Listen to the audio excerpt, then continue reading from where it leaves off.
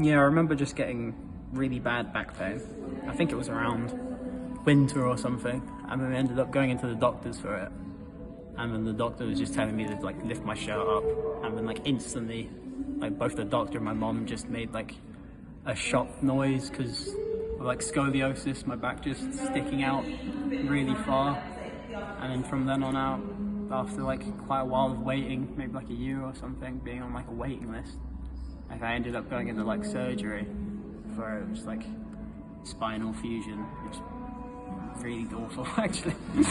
Yeah, like that. I remember like the doctor talking about how there's like a small chance, but that there is still a chance that I might just like end up being paralyzed from it, which is kind of terrifying. And like whether or not I wanted to go through with it. But I remember actually going through with it eventually, and yeah, just feeling extremely rigid, not being able to move like properly at all, just constantly like pushing the morphine button to like sort of like deal with the pain that they gave me. And I remember afterwards getting back home, and just because of being on so many different painkillers, my eyes were just like crazy wide open, and I was just like throwing up constantly for like 2 weeks. It just wasn't fun.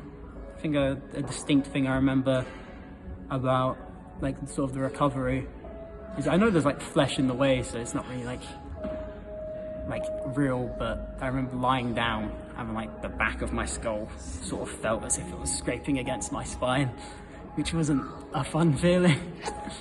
But it's definitely not a fun experience, but it was interesting just because it sort of changed my worldview a little, and when it was all over I sort of just felt happier and felt good to be out of that dark place.